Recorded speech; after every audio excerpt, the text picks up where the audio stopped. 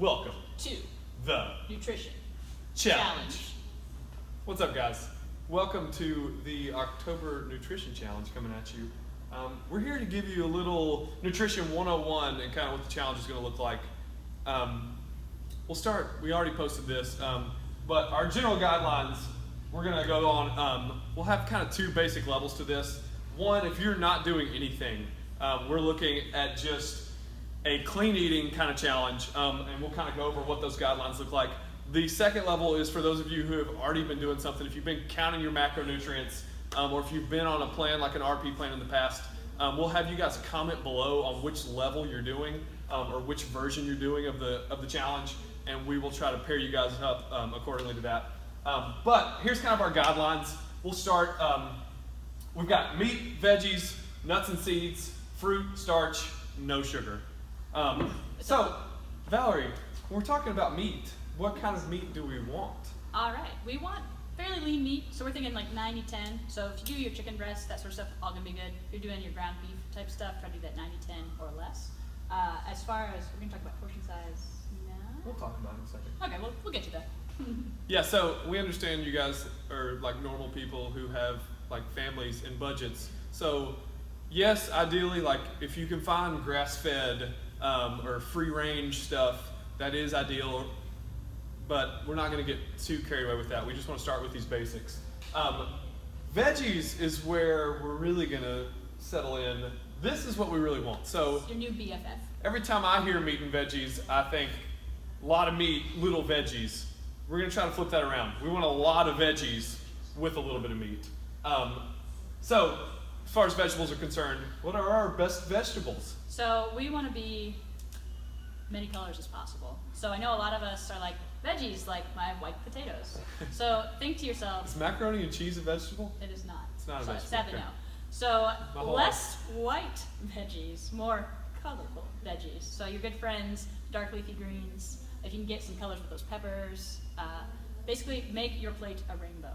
Be like me. Make your plate a rainbow. Rainbow. So we're looking at, a lot of vegetables. Then we've got nuts and seeds. So one thing with nuts and seeds is kind of with all of these, except for veggies, we're looking at moderation. So we don't want a ton of any of this. It's all about moderation. Nuts and seeds, we've got things like almonds, pistachios, any kind of sunflower seed, anything you can think of. And we'll kind of delve into how much of that we can have in a second. Then we've got some fruit. So we don't want to go to town on fruit. You can have fruit, it's okay. It's great to be paired around your workout. We've got different kinds of fruit too. If you kind of like, we've got tropical stuff that's going to be higher in sugar. Yeah, and I mean, ideally, I'm talking a lot about whole foods too. So I'd rather you get your fruit from eating an apple, not doing your apple juice or your orange juice and stuff. There's a lot of hidden sugars in that stuff. So try to think to yourself, when I'm shopping for this stuff, does it have a label on it, or is it an actual whole food? So tend towards the, I'm going to grab actually produce from the produce section, not fruit leather, not juice, which in moderation, I know, I do too, but. If it says best diffused by 2019, it is not a real food. Don't do that. But after that, we've got starch. We're saying a little starch is okay.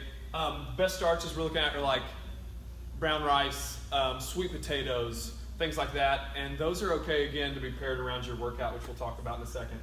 And then finally, we've got no sugar. That's pretty much anything. So just be really conscious when you're going out, when you're out at the grocery store. Check the food labels. There are a ton of hidden sugars. I mean, even in like ketchup. Yeah. So one thing I've learned in some of the nutrition challenges I've done in the past, make mustard your new friend. They tend not to hide as much crap in mustard for whatever reason. So condiment-wise, if you're trying to add a little bit of flavor, condiments, dressings. Yeah, so that's where you're gonna get your oils and fats from, like your dressings, avocado, that sort of stuff, and try to stay away from bottled dressings. They usually have tons of sugar in them. So look for those hidden sources. Yeah, marketing has kind of found a way to trick us. So if you see, I know everybody knows, but we've got, like she said, if it says like apple juice concentrate, that is a pretty much fancy way to tell you that there's just straight up sugar in there. Concentrate on putting that back on the shelf. Yeah. So be really conscious of that. If you have any questions about those, we can help you out with that. Then we've got some things that are kind of gray areas that we'll talk about. Oils. Oils are a great source of fat. We do want to be careful about the oils we use, though. So if you can cook your meat in an oil, cook your vegetables in an oil, it's perfectly fine. but we do want to try to stay away from what? Canola, corn, Yeah. cottonseed, rapeseed, I don't know, anything with a scary name. Yes. No. Canola oil is the most popular one, Yeah. though. Try to stay away from that. But I mean, coconut oil, that'd be all right. I know some people have like avocado or even macadamia nut oil. Some of that's gonna be a little higher in fat, but still a little cleaner than doing some of those processed ones. So I know like Trader Joe's is a good source for that. Aldi sometimes has that stuff. So you may have to look in a little bit different places than you're used to, but you can definitely find them at most of the major ones. Yeah, and then dairy is another big question we'll get. Unfortunately, no cheese, which is awful, I know. Why do you hate us? I love cheese. But for dairy is okay. Again, we're looking at all of these things are about moderation. Dairy's okay in like a Greek yogurt, plain Greek yogurt, non-sweetened. If you want to use that, that's perfectly okay. And again, some of these things, I don't know if you ever had an issue like reactionary to foods. Luckily I have not, but this is a good time to kind of test those things. So you might want to remove dairy for maybe a week or two, and then you can slowly reintroduce it, see if you notice any differences. But again, we're not saying it's off limits. Just be careful about the kind. We're really just concerned if you're going to eat it, making sure that it still abides by that no sugar guideline. Yeah, and if you're doing those yogurts, just make sure they put a lot of sugar or sugar alcohol and that type of stuff. So if you stick to the plain, you should be good, but read those labels. Legumes. So we've got like beans, we've even got like peanuts, things like that. And again, we'll say these things are okay, but not too much of them. We want to keep it to a minimum as much as we can, but if they're in there somehow, that's perfectly fine. Alcohol. All right. Looking at you, Nick Snyder. Oh, That's right. call out. The call out. So what's our rule? What's our rule going to be on alcohol? Well, we have what we're going to call the gentleman's rule. Or and ladies' rule. Gentlewomen and men rule of try to avoid as much as you can, but we don't want to be that guy. So if you're out with people that don't go to our gym, which who are they? Can I be friends with them too? I only know people that go to this Yeah. gym. Why are you there without us, and why didn't we get invited? So, but if somehow you're out with people that aren't us, order one with friends, kind of sip on that a little bit, and then maybe order a second one, but don't finish it. So you can still go out there, have your social time, but we're really just trying to keep you on track, because the other thing that, even if you're just ordering like a vodka tonic or whatever it is, we tend to make worse food choices when we add alcohol. So even if you're like, but I don't have any carbs in this, then you're gonna have two, and you're gonna be like, give me the nuts and seeds. We don't want that. Give me the cheese. Actually, that's what's gonna happen. You're gonna want the cheese. So just don't make it harder on yourself than you need to. So that's kind of our alcohol rule. Another frequent question I'm sure we're going to get is about supplements. So, and this will come into play a lot in that pre and post workout window, like what's good to eat before my workout, what's good to eat after my workout. We're going to say it is okay to have a protein shake, especially for those of you, if you've already spent the money on a protein and you have a protein shake, we're not going to say, oh, now you can't use that. You can use it. We do, not just because we sell it, but well, there's a reason we sell it. We love Ascent because it is the only protein really that has an FDA regulated food label, so we can trust what's actually in that supplement. Ones that aren't regulated by the FDA, if they don't have that food label, they're technically not food. They can put whatever they want to in there, and we have no idea what they put in there. So we do recommend that if you don't have one and you're looking for it, it is okay. Other than that, the only other one I'd recommend is maybe a creatine. If you're wanting to build some muscle through this, and hey, here's the good news, even ladies, if you build muscle, your body burns more fat. So it doesn't mean you're going to get bulky to build muscle. Isn't that crazy, right? So creatine is also okay, and it is one of the few tried and true. It does work. All the research points to that it is going to work. If you have any questions on creatine or what kind to use, you can come talk to one of us. Especially Valerie, you've seen, look at those biceps. Oh, what? I'm not even trying. It's a tricep joke.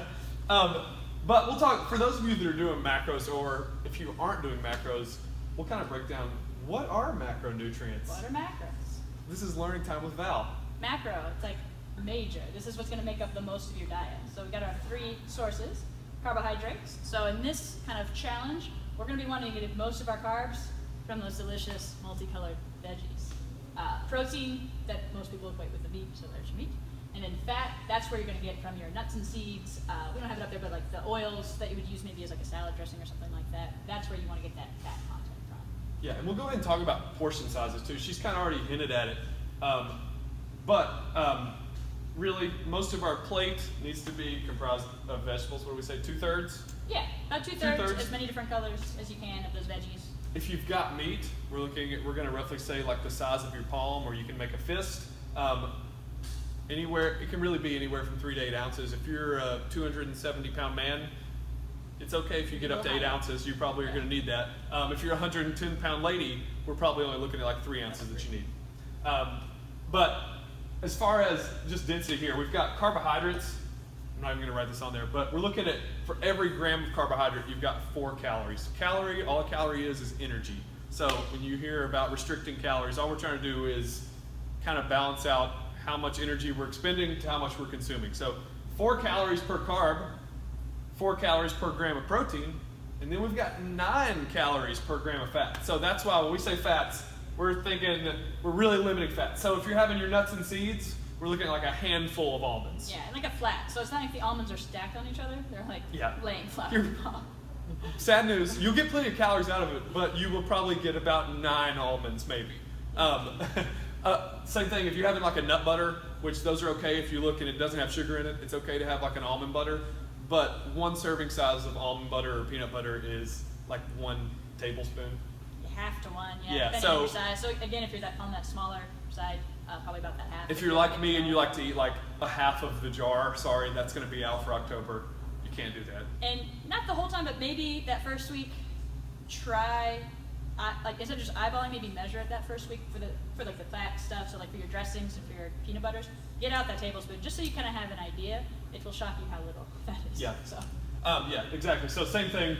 Fat applies to our oils too. So if you are cooking with oils, just be very conscious of how much you're using. Then we've got micronutrients, which little guys. But that's where we kind of want to, where we're going to get these is from our increased veggie consumption. So we want to make it pretty simple for now. No need to buy any special vitamins if you're not taking any right now.